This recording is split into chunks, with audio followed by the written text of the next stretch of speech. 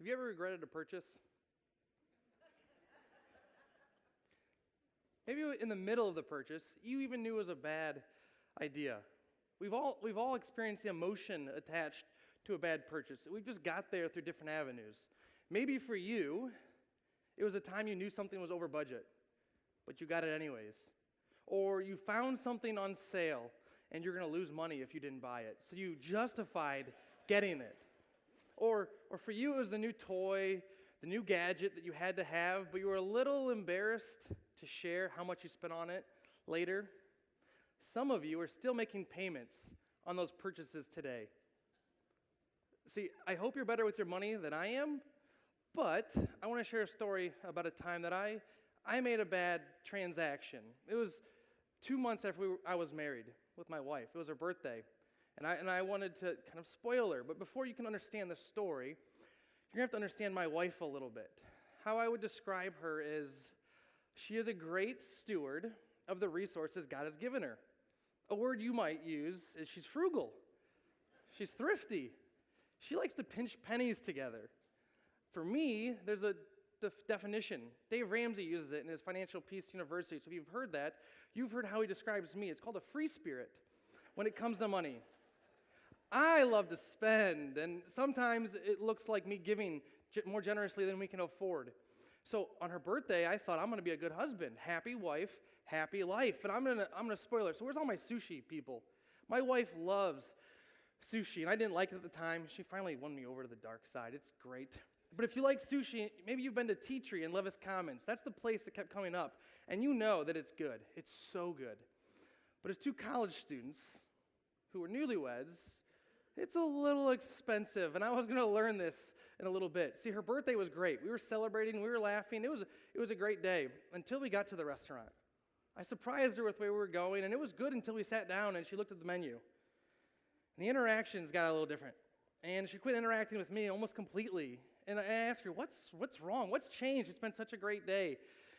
And she starts talking about the prices a little bit. And I convince her with my amazing charm, honey, it's okay. It's your birthday. I'm going to spoil you today. And she complies. Or so I thought. She starts listing the things on the menu that she's going to get. And I look. I'm like, you wouldn't get that normally. It's the cheapest things on the menu that you're looking at. She wasn't even going to get sushi.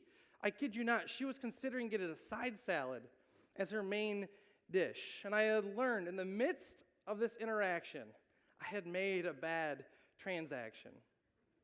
See, all of our interactions are transactions.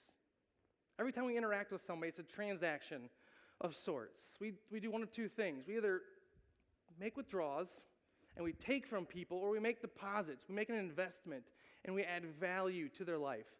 And even when we think we're just checking the balance, oftentimes we're making a withdrawal. We do it for ourselves. So I want to ask the same question as before, but worded a little differently. Have you ever regretted an interaction? Have you ever regretted a conversation you've had with somebody, something you've done, something you've said? For you, maybe it was a time you told somebody you hated them, or you wished them out of your life. The time that you talked somebody into a deal that was far better for you than it was for them. The time that you insulted somebody, that you mocked them, you tore them down to make them feel worse than you felt. I think some of you are still in the aftermath of those conversations, in the aftermath of those interactions. You see, words were never designed to be weapons of mass destruction. They just weren't. But too frequently, that's how we use them to attack people. And it's easier for us to identify when other people do it than when I do it. I've seen this on social media. When an individual puts on blast a group of people, and we quickly begin to realize what they're against rather than what they're for. And the truth is, we've all regretted an interaction. We've all regretted a conversation with somebody.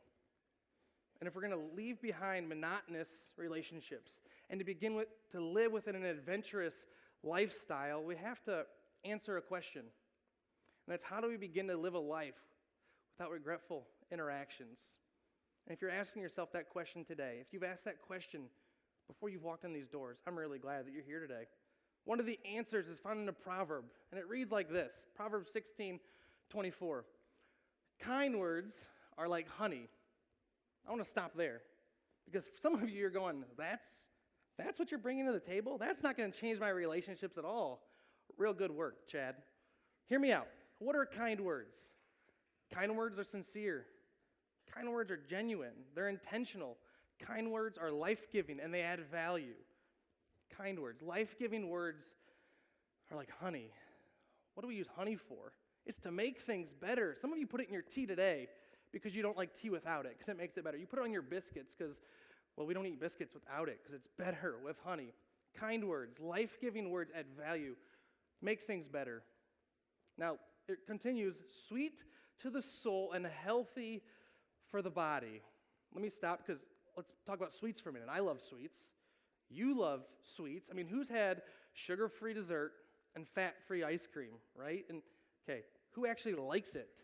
Nobody. It's terrible. We don't enjoy that at all. And I don't know how you define soul. Maybe for you, your soul is what goes to heaven after you die. Or soul for you is just a culmination of all that you are. That's your complete existence. If you knew there was something out there to make your life better, wouldn't you strive for it? Or if it was a gift that you could give somebody, wouldn't you seek to obtain it so you could hand that off at some point? I know I would. But here's what's really easy for me in the midst of a service like this, when I start to hear this, is to begin to wish my spouse was here today. I wish that my coworker could hear this message. I wish that my friend would begin to use these kind words. I'm going to ask that we don't do that. I'm going to ask that we focus on controlling only what we can control. That's ourselves. Those are our words. Because before there's ever an interaction, there's always a decision that has to be made. And it's, am I going to use my words as weapons of mass destruction against people? Or am I going to use them to add value to the lives of others? And this premise is true even for challenging conversations. Whether you've had to reprimand somebody, whether you've had to let somebody go, whether you've had to engage in conflict resolution, or let's be honest, sometimes family dinner is just a challenging conversation. There's still opportunities to add value. What comes to mind for me are those talent shows that we see on TV where the vocalists come out. I'm going to age myself. I can remember season 1 of American Idol. It was amazing. If you missed it, sorry. Kelly Clarkson was amazing. But there was another vocalist that came out that we don't remember as well. But they came out and they gave an interview and they're completely confident. Until they started singing, they thought they sounded like Michael Jackson, and then the judges started going like this. And the audience quit clapping in the midst while they were singing. And everybody could tell that that person just didn't measure up. Imagine if somebody had come along years before that and had a challenging conversation and encouraged them to give vocal lessons, encouraged them to seek a coach to help them get through that. Imagine the value that would have been added to that person's life. Potentially, imagine the embarrassment that they would have been spared. So let's get back to our question. How do we live a life without regretful interactions? It looks like using our words, using our interactions to add value to the lives of others more often than we take. Using our words, using our actions to make investments in the lives of others. But to do that, we have to make a decision. You have to make a decision today. It looks like this. Will today be the day that we begin to use our words to add value to the lives of others? Will today be that day? And for those of us who run the risk of having regretful interactions and who no longer want to live in that lifestyle, who want to have adventurous relationships, we have to answer a more personal question that reads like this. Whose life? Whose life am I going to begin to add value to today? If a name popped up, I want you to write it down. If someone came to mind, put it in your app. If you have to, text that person right now or text yourself their name. Don't let this moment go by because today can be that day. I want you to think about the person who would benefit the most from your words and let today be the day that you live a life without regretful interactions. Thank you.